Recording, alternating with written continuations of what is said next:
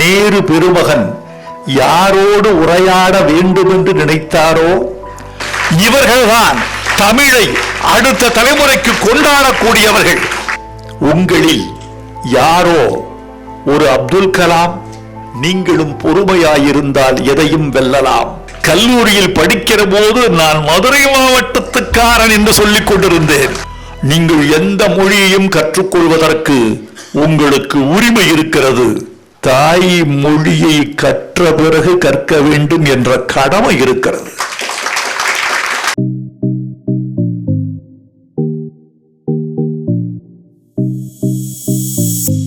நான் இந்த விழாவை ஏன் இவ்வளவு கொண்டாடுகிறேன் தெரியுமா தோழர்களே? இந்த அரங்கத்தில் 510 இருக்கைகள். இந்த அரங்கத்தில் நிறைந்திருக்கும் மக்கள் சற்றொப்ப 600 பேர். இந்த 600 பேர் என் கண்களை பார்க்கிறீர்கள், உங்கள் செவிகளை எனக்கு கொடுக்கிறீர்கள். இது எல்லா மேடைகளிலும் நிகழ்கிற சமாச்சாரம்தான்.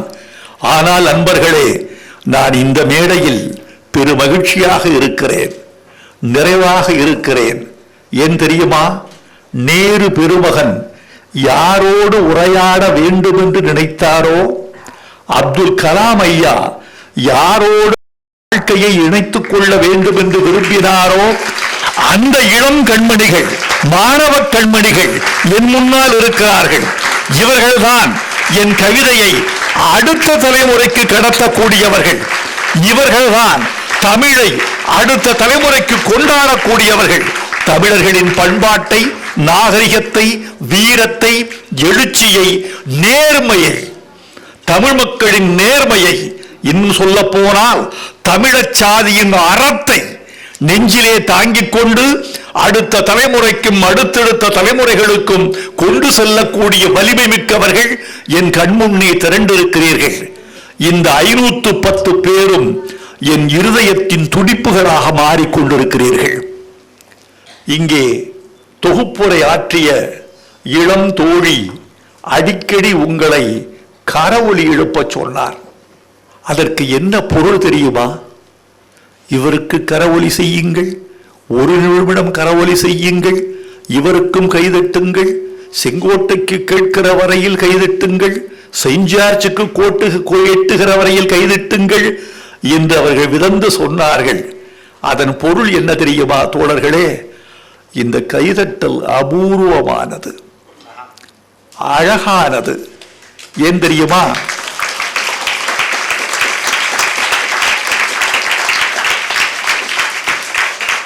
பெரியவர்கள் கைதட்டினால் அது சத்தம், பிஞ்சு குழந்தைகள் கைதட்டினால் சங்கீதம்.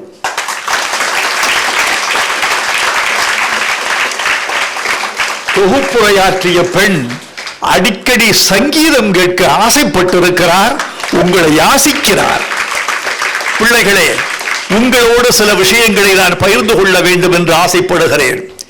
இந்த மேடையில் பேசிய பெருமக்களை எல்லாம் என் தோளில் தூக்கி வைத்து கொண்டாட வேண்டும் என்று தோன்றுகிறது. என்னை பாராட்டி பேசினார்கள் என்பதற்காக அல்ல. நான் இகழ்ந்தால் இறந்து விட மாட்டேன், புகழ்ந்தால் புல்லரிக்கவும் மாட்டேன். ரெண்டையும் சமநிலையில் எடுத்துக்கொள்வேன். ஏனென்றால் என் சிறுமையெல்லாம் எனக்கு மட்டும்தான் தெரியும், இகழ்கிறவர்களுக்கு தெரியாது. என் பெருமையெல்லாம் எனக்கு மட்டுமே உணர முடியும், புகழ்கிறவர்களுக்கு தெரியாது. அதனால் இகழ்ச்சி, புகழ்ச்சி இரண்டையும் சமநிலையில் கருதுகிறவன் நான். ஆற்றில் வெள்ளம் போகிறது, புது வெள்ளம் வருகிற போது நுரை வரும். வெள்ளம் வடிந்த பிறகுதான் நிலைமை தெளிவாகும். எனக்கு பிறகு என்னை பற்றி இந்த சமூகம் என்ன சொல்கிறதோ அது மட்டும்தான் தெளிந்த நீராக நிலைக்கும். ஒன்றா உலகத்து உயர்ந்த புகழல்லால் பொன்றாது நிற்பது ஒன்று இல் என்பதுதான் உண்மை. நண்பர்களே, ஞானபீடத்தை விதந்து பலபடச் சொன்னார்கள். நானும் மகிழ்ந்து போனேன். பெற்றவன் நான் என்பதற்காக அல்ல, பெற்றது எங்கள் தமிழ் என்பதற்காக. பெற்றவர்கள் எங்கள் தமிழ் சமுதாயத்தில் என்பதற்காக. மாணவ கண்மணிகளே, உங்கள் சகோதரனாக உங்கள் வீட்டில் ஒருவனாக, என் பிள்ளைகளாக, என்னுடைய மகன்களாக, மகள்களாக உங்களுக்கு ஒன்று சொல்லிக் கொள்ள வேண்டும் என்று ஆசைப்படுகிறேன். நான் இந்த மேடையில் காண விரும்புவதெல்லாம் ஒன்றுதான். என் தோளுக்கு சூட்டப்படுகிற மாலைகளையோ, என் மீனிக்கு சூட்டப்படுகிற பொன்னாடைகளையோ நான் எதிர்பார்த்து வரவில்லை. நான் கண்டறிய வந்தேன், உங்களில் யார் ஐன்ஸ்டீன், உங்களில் யாரோ ஒரு அப்துல் கலாம், உங்களில் யாரோ ஒரு எடிசன், உங்களில் யாரோ ஒரு தாகூர், உங்களில் யாரோ ஒரு ஷேக்ஸ்பியர், உங்களில் யாரோ சர் ஐசக் நியூட்டன், இவர்களில் வர முடியாதா? வைகை ஆற்றங்கரையில் விவசாய குடும்பத்தில் பிறந்து ஆற்றோரம் ஆடு மாடுகளோடு உறவாடிக் கொண்டிருந்த வைரமுத்து ஞானபீடம் பெறுகிற போது எங்கள் கண்மணிகள் ஏன் நோபல் பரிசு பெறக்கூடாது? இந்த நம்பிக்கையை கொண்டு வந்திருக்கிறேன் உங்களுக்கு. நான் உங்களுக்கு பொன்னள்ளி கொடுக்க முடியாது, பொருள் அள்ளி கொடுக்க முடியாது. நான் செய்ய முடிந்ததெல்லாம் என் புகழை உங்களுக்கு பங்கிட்டு கொடுக்கிறேன், என் நம்பிக்கையை உங்களுக்கு பங்கிட்டு கொடுக்கிறேன். என் புகழ் நீங்கள் கொடுத்தது உங்களுக்கே திருப்பித் தர வந்தேன். என் தமிழ், என் சமுதாயம் கொடுத்தது உங்களுக்கே நான் திருப்பி கொடுக்க வந்தேன். பொறுமையாயிருந்தால் எதையும் வெல்லலாம். ஒரே ஒரு நாள் உயர்வு வேண்டும் என்பதற்காக பிப்ரவரி மாதம் 4 ஆண்டுகள் தவம் இருக்கிறது. 4 ஆண்டுகளின் பிப்ரவரியின் பொறுமைதான் ஒரு நாள் உயர்வு. நிலக்கரி வைரமாக சில 1000 ஆண்டுகள் காத்திருக்க வேண்டி இருக்கிறது. ஒரு சிப்பிக்குள் முத்து உருவாகுவதற்கு அந்த சிப்பி எவ்வளவோ புலன் அடக்கம் காக்க வேண்டி இருக்கிறது. ஒரு தாய் தன் பிள்ளையை பெற்றெடுப்பதற்காக 10 மாதங்கள் இந்த பூமியை சுமப்பது போல் கருவை சுமந்து வந்திருக்கிறாள். நீங்களும் பொறுமையாயிருந்தால் எதையும் வெல்லலாம். தண்ணீரை கூட சல்லடையில் அள்ளலாம், அது பனிக்கட்டியாகும் வரை பொறுத்திருந்தால். பாண்டியர் குதிரை குளம்படியும், தூள் பறக்கும் இளைஞர் சிலம்படியும், மதி தோண்டிய புலவர் சொல்லடியும், எம் தோகை மாதம் மெல்லடியும், மயங்கி ஒலித்த மாமதுரை இது மாலையில் மல்லிகை பூமதுரை. அரபு நாட்டு சுண்ணாம்பில் கரும்பு அரைத்து பிழிந்த சாரூற்றி மரபு கவிதை படைத்தல் போல் ஒரு மண்டபம் திருமலை கட்டியதால் இது கண்கள் மயங்கும் கலைமதுரை, இது கவிதை தாயின் தலைமதுரை. இங்கு பிறந்தவரெல்லாம் கவிஞன், இங்கு பிறந்தவரெல்லாம் புலவன், இங்கு பிறந்தவரெல்லாம் அறிஞர். இந்த மண்ணுக்கு, இந்த தண்ணீருக்கு, இந்த காற்றுக்கு இந்த வலிமை இருப்பதாக நான் கருதுகிறேன். நண்பர்களே, நான் பிறந்த போது மதுரை மாவட்டத்துக்காரன், தேனி பிரிக்கப்பட்ட போது அழுதவர்களில் நானும் ஒருவன். உங்கள் மாவட்டம் எது என்று கேட்டால், கல்லூரியில் படிக்கிற போது நான் மதுரை மாவட்டத்துக்காரன் என்று சொல்லிக் கொண்டிருந்தேன். தேனி மாவட்டம் பிரிக்கப்பட்ட போது அடடே நமது முதல் முகவரி போய்விட்டதே என்று அழுதிருக்கிறேன். அதனால்தான் மதுரையை விட்டு பிரிய முடியாமல் மதுரைக்குள்ளேயே சுற்றி சுற்றி சுற்றி வருகிறேன். உங்களை தொட்டு தொட்டு தொட்டு பேசுகிறேன். இந்த உலகத்தில் உங்களுக்கு பணம் கொடுக்கலாம், உங்களுக்கு நிலம் கொடுக்கலாம், உங்களுக்கு சலுகை கொடுக்கலாம். உங்கள் மனத்தை உங்களுக்கே பரிசளிப்பவர் யாராவது இருக்க முடியுமா? உங்கள் மனம் உங்களிடம் இருந்தது, இருந்த மனம் இழக்கப்பட்டது, இருந்த மனம் பழுதாகிவிட்டது. கீழே விழுந்து கிடந்த உங்கள் இதயத்தை தொட்டு துடைத்து துலக்கி சலவை செய்து அதில் புதிய எண்ணங்களை ஊற்றி, புதிய சிந்தனைகளை பாய்ச்சி, மன மகிழ்ச்சியை ஊட்டி, நிம்மதியை தேக்கி உங்களுக்கே திருப்பி தருகிற தொண்டு செய்கிறவர்கள் இவர்கள். கடவுள் செய்ய மறந்ததை மனிதன் செய்கிறான். அதுதான் டாக்டர். நீங்கள் கேட்டீர்கள் டாக்டர், நான் அபிநாத் எனக்கு இரவில் தொலைபேசியில் பேசினார், என்னை வெற்றி தமிழர் பேரவையில் நீங்களும் பங்கேற்க வேண்டும் என்று சொன்னார். எனக்கு என்னப்பா அங்கே உறவு, எனக்கு என்னப்பா அங்கே வேலை, எனக்கு என்னப்பா அங்கு பங்கு என்று நான் யோசித்துக் கொண்டிருந்தேன் என்று நீங்கள் சொன்னீர்கள். அபிநாத் உங்களுக்கு சரியாக பதில் சொல்லி இருக்க மாட்டார். தலைவர் என்கிற முறையில் நான் பதில் சொல்லுகிறேன். நீங்கள் இல்லை என்றால் எங்கள் பிள்ளைகளுக்கு நம்பிக்கை ஏது? நீங்கள் இல்லை என்றால் இந்த ஏழை மாணவர்களுக்கு புதிய திசையின் வெளிச்சம் ஏது? உங்கள் நம்பிக்கை கொடுக்கவில்லை என்றால் இவர்களின் திசை எது? இவர்களின் பாதை எது? பயணம் ஏது? உங்கள் தொண்டு அளவிட முடியாத தொண்டு. உங்கள் தொண்டுதான் சமூக தொண்டு. ஏனென்று கேட்டால் இந்த மாணவர்களை பார்க்கிற போது எனக்கு மிக்க நான் மகிழ்ச்சி என்ற வார்த்தையை மீண்டும் மீண்டும் சொல்வது தற்செயலானது அல்ல. நான் உணர்ந்து சொல்லக்கூடிய வார்த்தை மகிழ்ச்சி என்பது. ஏன் தெரியுமா? மாநகராட்சி பள்ளி மாணவர்கள் மேடைக்கு வந்து பரிசு பெற்ற பொழுது இவர்கள்தான் நம்மவர்கள், இவர்கள்தான் நம் உறவினர்கள், இவர்களின் பெற்றோர்கள் தான் நம்முடைய பங்காளிகள் என்று நான் நினைக்கிறேன். பணக்காரர்கள் படிப்பதற்கு லண்டன் இருக்கிறது, பணக்காரர்கள் படிப்பதற்கு மாஸ்கோ இருக்கிறது, டெல்லி இருக்கிறது, சென்னை இருக்கிறது.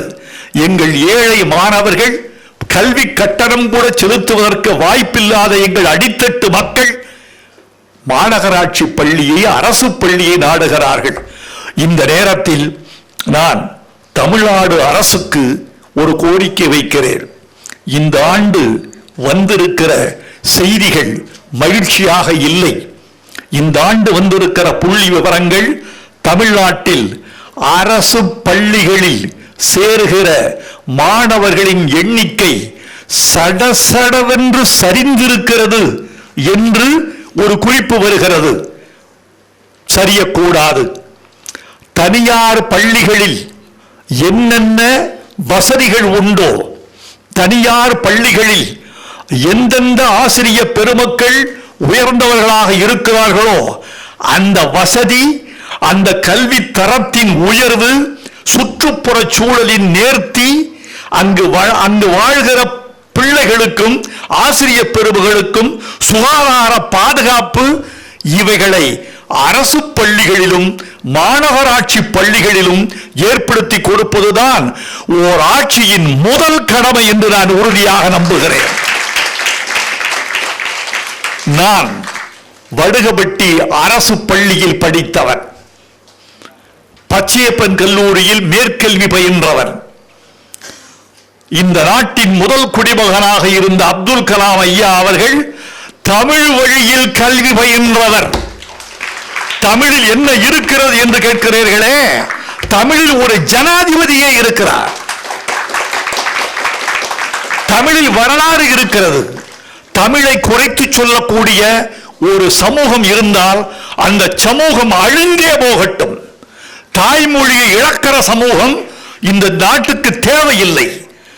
தாயை மதிக்கிறவனும் தாய்மொழியை மதிக்கிறவனும் மரபுகளை காப்பாற்றுகிறான் என்று பொருள்.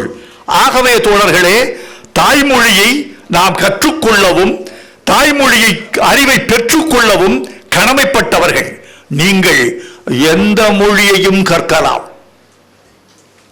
வைரமுத்து சொல்கிற இந்த வார்த்தையை நீங்கள் வரிக்கு வரி பின்பற்றலாம். நீங்கள் எந்த மொழியையும் கற்றுக்கொள்வதற்கு உங்களுக்கு உரிமை இருக்கிறது. தாய் மொழியை கற்ற பிறகு கற்க வேண்டும் என்ற கடமை இருக்கிறது. தாய்மொழிக்கும் பிற மொழிகளுக்கும் என்ன வேறுபாடு என்று என்னை கேட்டார்கள். நான் சொன்னேன், தாய்மொழி என்பது உன் கண்ணை போன்றது, பிறமொழி என்பது உன் கண்ணுக்கு அணியும் கண்ணாடி போன்றது. கண்ணில்லை என்றால் கண்ணாடி எதற்கு? கண்ணே இல்லையெனில் கண்ணாடி என்ன செய்ய போகிறது? முதலில் கண் என்ற தாய்மொழி இருக்கட்டும். அதற்கு பிறகு ஆங்கில கண்ணாடி அணிந்து கொள், ஸ்பானிஷ் கண்ணாடி அணிந்து கொள், மாண்ட்ரின் கண்ணாடி அணிந்து கொள், ஜெர்மன் கண்ணாடி அணிந்து கொள், பிரெஞ்சு கண்ணாடி அணிந்து கொள், ஹிந்தியையும் கற்க வேண்டும் என்றால் கற்றுக்கொள். இவ்வளவு லிபரலா ஒரு தமிழ் கவிஞன் பேசுவானா? இவ்வளவு சொல்ற. கடைசியில் இந்தியும் கற்றுக்கொள்ள வேண்டும் என்று தேவை இருந்தால் கற்றுக்கொள். நான் சொல்லுகிறேன், ஹிந்தி தேவை வரும்போது நீங்கள் கற்றுக்கொள்ளலாம். இதை ரொம்ப தெளிவாக சொல்றேன். ஊடகத்து நண்பர்கள் பல பேர் வந்திருக்கிறீர்கள். இது ஒரு அழகான மேடை. இந்த மாதிரி மேடை எல்லாம் எல்லா இடத்திலும் அமையாது தோழர்களே. மிக கற்றவர்கள் இந்த மேடையில், மிக கற்றவர்கள் முன்வரிசையில். கற்றுக்கொள்ள வேண்டிய என் தலைமுறையின் தமிழ் இனம் முன்னால் எல்லாம் 12 வயசு, 15 வயசு, 18 வயது. இந்த ஒட்டுமொத்த சபையின் வயதை நான் எப்போதும் கணக்கு போடுவேன். கணக்கு போடுகிற போது இந்த சபையின் வயது 65 என்றிருந்தால் அதற்கு வேறு பேச்சு. இந்த சபையின் வயது 70 என்றிருந்தால் தத்துவ பேச்சு. இந்த சபையின் வயது 40 என்றிருந்தால் இளமை பேச்சு. இந்த சபையின் வயது இன்றைக்கு ஒட்டுமொத்த இந்த சபையின் சராசரி வயது 19. இந்த 19 வயதுக்குள் நான் பேச வேண்டிய பேச்சு என் தலைமுறைக்கு லட்சியங்களை விதைப்பது, உண்மையை சொல்வது. ஏன் ஹிந்தி கற்றுக்கொள்ளும் தேவை இருந்தால் கற்றுக்கொள் என்று சொல்கிறேன் தெரியுமா? வடநாட்டிலிருந்து, அஸ்ஸாமிலிருந்து, மத்திய பிரதேசத்திலிருந்து இங்கு வந்து வேலை செய்கிறார்கள், தமிழ்நாட்டுக்கு வருகிறார்கள். அந்த மண்ணில் வேலை வாய்ப்பு இல்லாத இந்திய சகோதரர்கள் அவர்கள் வந்து இங்கே கார்பெண்டராக இருக்கிறார்கள், வெள்ளை அடிக்கிறார்கள், கட்டடம் கட்டுகிறார்கள், உணவகத்தில் வேலை பார்க்கிறார்கள். அவர்கள் இங்கு வந்தபோது தாய்மொழி மட்டுமே அறிந்தவர்கள். கோயம்புத்தூரிலும் திருப்பூரிலும் தான் அவர்கள் எண்ணிக்கை அதிகமாக இருக்கிறது. இந்த கருத்தை மேலிடங்கள் ஆய்வு செய்து கலாச்சார வீழ்ச்சி வராமல் பார்த்து கொள்ள வேண்டும் என்பதற்காக நான் சொல்லுகிறேன். இந்தியன் எங்கே சென்று வாழவும் உரிமை உண்டு. இந்திய இறையாண்மை அதை அனுமதிக்கிறது. இந்திய அரசமைப்பு சட்டம் அதை அனுமதிக்கிறது. அவர்கள் தமிழ்நாட்டுக்கு வந்தார்கள். வந்தபோது ஒருவனுக்கு அசாமி தெரியும், ஒருவனுக்கு இந்தி தெரியும், ஒருவனுக்கு பீகாரி தெரியும். வந்தார்கள். வந்து 2 ஆண்டுகளில் நம்மளோடு உறவாடி உறவாடி உரையாடி உரையாடி தமிழ் பேசுகிறார்கள். அவனுக்கு தாய்மொழியும் தெரியும், நம்முடைய தாய்மொழியாகிய தமிழும் தெரியும். அவனுக்கு தமிழ் யார் கற்றுக் கொடுத்தது? வகுப்பு அனுப்பினீர்களா? காலம் அவனை தமிழ் கற்றுக்கொள்ள வைத்தது. தமிழர்கள் தமிழ்நாட்டை விட்டு வேறு ஊருக்கு சென்றால், வேறு மாநிலங்களுக்கு சென்றால் காலம் அவர்களுக்கு அந்தந்த மொழியை கற்றுக் கொடுக்கும். எனவே காலத்தின் கைகளில் அந்த பிற மொழிகளை விட்டு விடுங்கள். தாய்மொழிதான் உங்களுக்கு லட்சியம், தாய்மொழிதான் உங்கள் முகம், தாய்மொழிதான் உங்கள் முகவரி. எனவே தாய்மொழியை கற்றுக்கொண்டு எந்த மொழியும் கற்றுக்கொள்வதற்கு காலமே எங்களுக்கு கட்டளையிடு என்று சொல்லுங்கள். உங்களுக்கு லட்சியம் எது என்று உங்கள் யாராவது கேட்கலாம். பெற்றோர்கள் கேட்பார்கள், என்னப்பா என்னவாக நினைக்கிற, என்ன செய்ய லட்சியம் பண்ணியிருக்க, என்ன பொண்ணு நீ என்ன லட்சியம் வச்சிருக்கிற என்று கேட்டால் பொதுவாக வருகிற பதில் நான் டாக்டராக வேண்டும், பொதுவாக வருகிற பதில் நான் வழக்கறிஞராக வேண்டும், பொதுவாக வருகிற பதில் நான் பொறியாளராக வேண்டும். இங்கதான் நீங்க லட்சியத்துக்கும் படிப்புக்கும் உள்ள வேறுபாட்டை புரிந்து கொள்ள வேண்டும். நீங்கள் சொன்னதெல்லாம் லட்சியம் அல்ல, நீங்கள் தேர்ந்தெடுக்கிற துறை என்பது லட்சியமாகாது. நான் டாக்டர் ஆவேன், அது என் துறை. எய்ட்ஸுக்கு மருந்து கண்டுபிடிப்பேன், லட்சியம். நான் வழக்கறிஞராவேன், ஏழைகளுக்கு இலவசமாக வாதிடுவேன். லட்சியம். நான் பொறியாளராவேன் என்பது நீ தேர்ந்தெடுக்கிற துறை. ஏழைகளுக்கு 2 லட்சம் ரூபாயில் தீப்பிடிக்காத வீடு கட்டி கொடுப்பேன். லட்சியம். இப்படிப்பட்ட லட்சியங்கள் உருவானால்தான் இந்தியா இறையாண்மை செழிக்கும். உலக நீரோட்டத்தோடு இந்தியா கலக்கும். எந்த ஒரு பேதங்களிலும், எந்த ஒரு யுத்தத்திலும், எந்த ஒரு பஞ்சத்திலும் இந்தியா, தமிழ்நாடு எழுந்து நிற்க வேண்டும் என்றால் மனித வளம் வேண்டும். மலை வளம் அல்ல ஒரு நாட்டின் வெற்றி, நதி வளம் அல்ல, மண் வளம் அல்ல. ஒரு நாட்டின் வெற்றி என்பது மனித வளம். அந்த மனித வளத்தை மேம்படுத்துவதற்குத்தான் இந்த விழா இன்று பயன்பட்டிருக்கிறது. வெற்றி தமிழர் பேரவை இங்கு நடத்துகிற இந்த விழாவை இதே பின்னணியில், இதே பகுப்பில், இதே முறையில் தமிழ்நாடெங்கும் நாங்கள் நிகழ்த்த வேண்டும் என்று விரும்புகிறோம். வாழ்க தமிழ், வெல்க தமிழர்கள், வளர்க வெற்றி தமிழர் பேரவை. நன்றி, வணக்கம்.